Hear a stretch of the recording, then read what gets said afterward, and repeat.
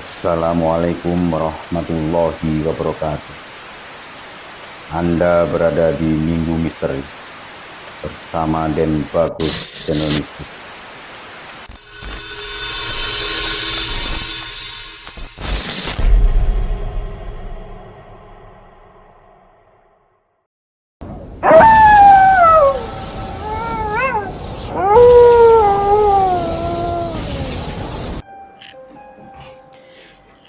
Bram sangat kecewa, tetapi dia tetap tidak bisa mengungkapkan atau menegur Lili atas kekecewaannya dia karena takut akan menjadi beban pikiran istrinya.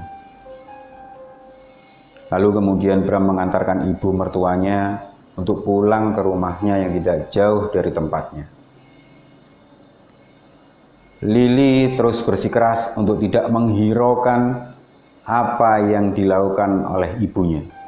Dia berusaha untuk hidup normal tanpa merasa ada gangguan. Dan bukan itu sebetulnya dimaksud Mak Sri. Sempat-sempatnya dia melakukan ide bodoh bukan berarti tidak bermakna. Karena orang tua lebih mengetahui manis, pahit, dan pengalaman serta cerita dari leluhurnya dulu.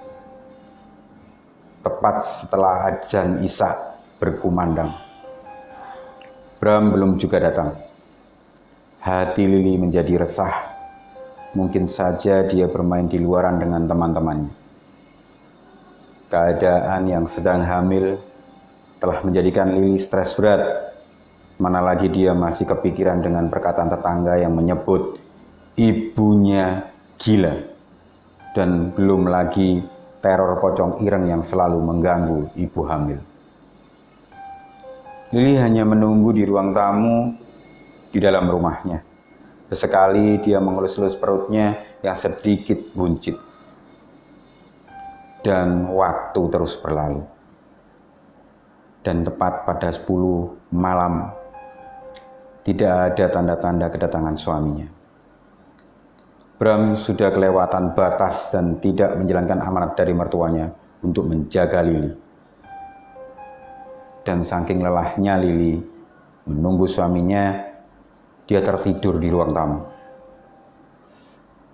Tepat di pukul 1 pagi, dini hari, dia terbangun karena ada ketukan pintu.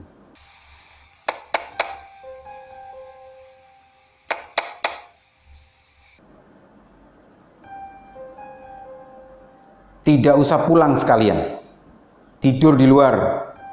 Namun ketukan pintu itu masih terdengar.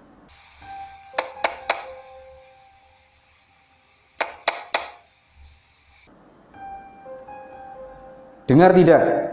Tidak usah pulang, tidur di luar. Kesal ini.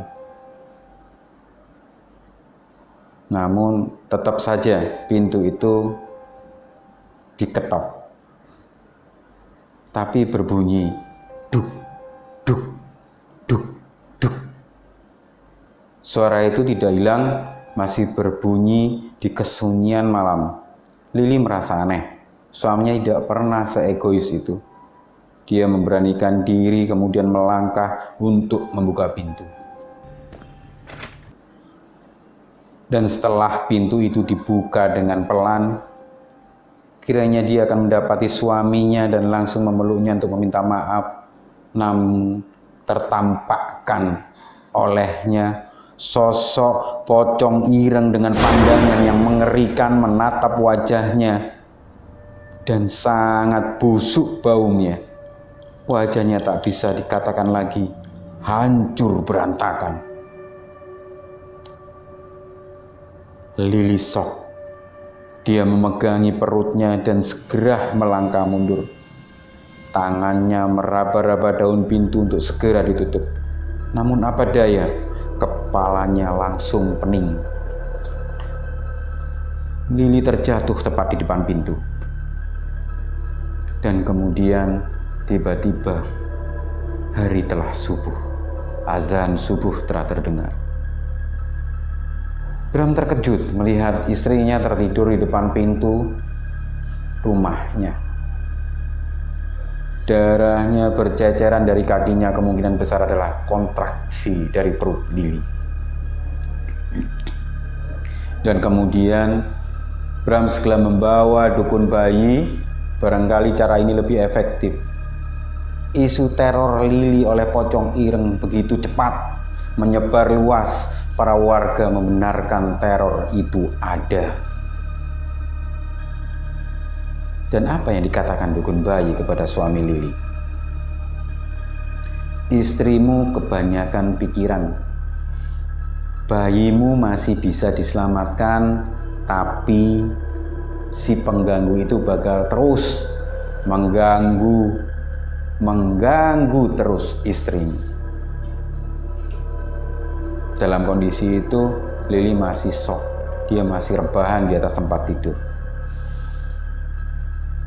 Dia mulai sadar, tetapi rasa ketakutan atas kehamilannya yang akan gagal manakala sosok itu masih menerornya sangat membuat dia tambah stres. Dia masih terus teringat kejadian saat itu. Dan kemudian dia juga teringat dengan perkataan ibunya. Dia mulai merenung bahwa sosok yang diceritakan ibunya itu memang benar-benar ada. Kemudian muncul pertanyaan di dalam kepala Lili. Untuk apa menyerang orang hamil? Seketika itu, Lili dan Bram kembali ke rumahnya. Dia mendapati ibunya sedang menyipratkan air yang kemarin tidak sempat dituntaskan. "Ma," ucap Lili. Ibunya tersenyum, lalu kembali melanjutkan tugasnya. "Ma, masuk ke dalam." Lili mengajak ibunya masuk ke dalam rumahnya dan untuk kemudian diajak bicara. "Mak, masuk ke kamar Lili, Mak." Mendapati Lili lemas tak berdaya, kemudian Mak Sri memanggil Bram. "Bram, kesini Bram." "Ya, Mak." "Apa amanatku ke kamu?" "Jaga istriku." "Bagaimana? Sudah dijaga belum?" tanya Mak Sri. "Tapi Mak, Bram, pocong ireng itu nyata. Jangan dimainkan, jangan dihiraukan mulut tetangga," jawab Ibu Lili. Bram seakan mendapatkan sebuah peringatan besar untuk mengevaluasi dirinya sebagai suami, dan Lili yang masih terbujur kaku hanya bisa mengelus perutnya. Dia trauma berat. Mak Sri mendekati tubuh Lili yang sedari tadi lemas. Wajahnya sangat pucat. "Mak, minta maaf ya, Mak," ucap Lili dengan suara lirih.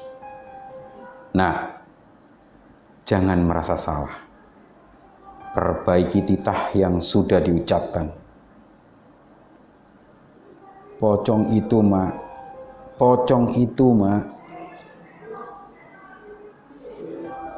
Pocong kui pesugihan saking gunung.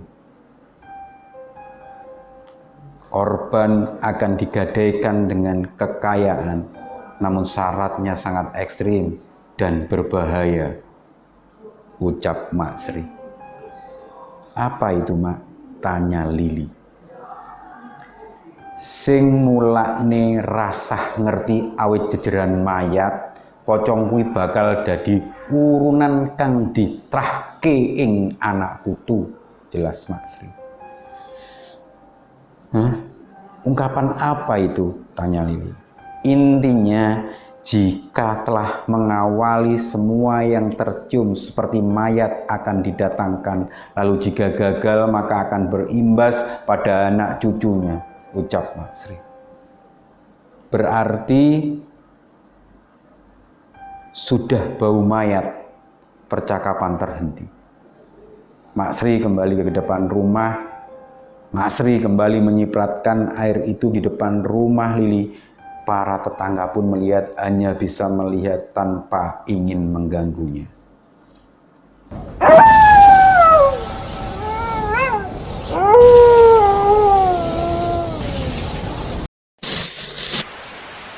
Dengarkan sekali lagi, sendirian, mereka dekat sekali. Mungkin ada sosok yang sedang memperhatikanmu dari kejauhan. Saya dan Bagus Channel Mistis dalam Minggu Misteri. Terima kasih telah mendengarkan obrolan mengerikan. Assalamualaikum warahmatullahi wabarakatuh.